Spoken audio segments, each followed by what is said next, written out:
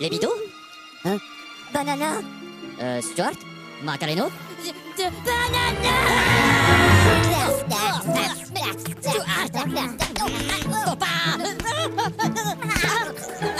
Minions. Have you ever wondered where they came from? They've been on this planet far longer than we have. They're all different, but they all share the same goal. To find the biggest, baddest villain to serve.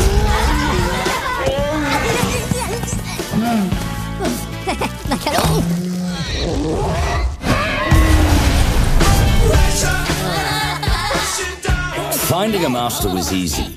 La piñata! Keeping a master. But that's where things got tricky.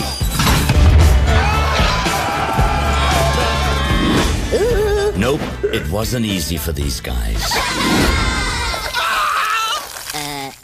But nonetheless, they kept on looking.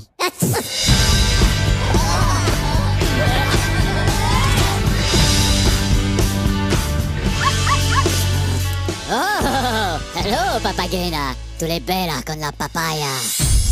Ladies and gentlemen, Scarlet Overkill! Have any of you ever dreamt of working for the greatest supervillain of all time? I love you, Scarlet! I wanna be the villain. These are the new recruits. Scarlet, mi hermano caput. No, don't say anything. I won't understand. I'm a villain, I'm with a woman that's in the winners. Do you know who this is? La cucaracha? This is Queen Elizabeth. And I really, really, really want her crown. You came for the Queen's crown, did you? Well, you're gonna have to get through me. Hurrah!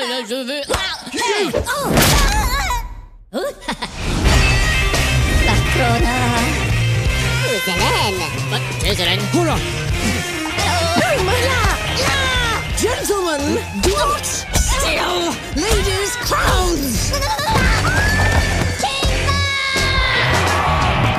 You backstabbing little traitors!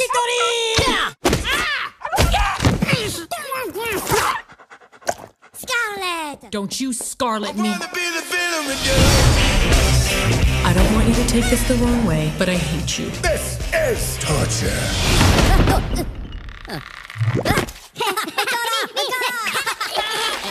Guys, cut it out. This is really unprofessional.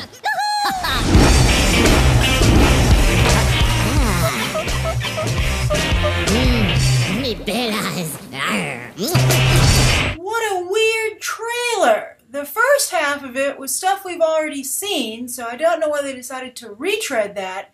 And then it got like really dark. I was like, whoa, I understand the need to appeal to the adult audience, but methinks you might have gone too far. Well, at first I was encouraged by the fact that Sandra Bullock's Scarlet Overkill might be like a genuine villain. I was like, oh, that's an interesting development. Did not see that coming. I thought she'd just be kind of like Gru-like, right? Especially since all the villains earlier in the trailer were kind of like inconsequential. I mean, some of them are famous from history, obviously, and we know they were a little more dangerous in real life, but here they were, you know, portrayed toothless, so to speak.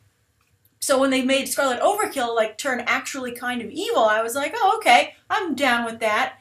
But then where it jumped the shark in the moat, I guess, for her evil lair, was when they were playing with the noose. I was like, wow, you should not play with the noose. And I would not, you know, the minions are beloved by children all over the globe, and a noose is kind of easy to make. So when you're jumping from one and like, you know, playing around with it and such, you know, so quickly like that, I could see a lot of children potentially getting into a very bad situation. Then not only that, but they had not one, but 2 boob jokes in the trailer.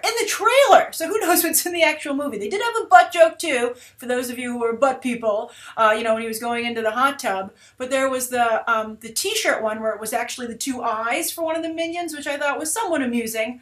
But then when he was in the hot tub, the other minion with those 2 fire hydrants, suddenly I got the visual gag, and I was like, whoa! I was like, I can't believe this isn't a children's movie. I know this is animated in Europe, but come on. Otherwise, there were a few new elements introduced. I think it's interesting that even in animated movies, Queen Elizabeth will not allow any of her children or descendants to take over, representing the royal family. No Prince Charles, and I know this is taking place back in time, so it can't have, William and Kate, but, I think that at some point the monarchy is going to have to transition to some new blood. I'm curious to how those BTC viewers in the UK feel about it. But the UK, a pretty strong box office market. Interesting they decided that's where they're going to have the big heist. The one thing I actually liked the most about the trailer that really captured my attention was when they went from Australia to India, and I guess the continents were closer at the time period that they're depicting, I'm not sure, but for some reason visually, and it was so quick. But that just really interested me for some reason. It just captured my imagination. But I'm curious, what do you think of this latest trailer? I'm definitely going to see the movie, and I'm hoping that it'll be very good. But what do you think of some of the more odd elements introduced here? And what do you think of the violence? I mean, they did have a sword go through that medieval guy. They had someone blown away with a cannon. They had a bear eat a dude off camera, though, in that situation. And then there's the noose. What do you think of introducing those elements into a family, all ages, what's supposed to be an all-ages movie? I realize that we're dealing with villains here, but do you think that Illumination is walking the line just right? All right, thank you so much for tuning into my review, and you can check out some other episodes right now.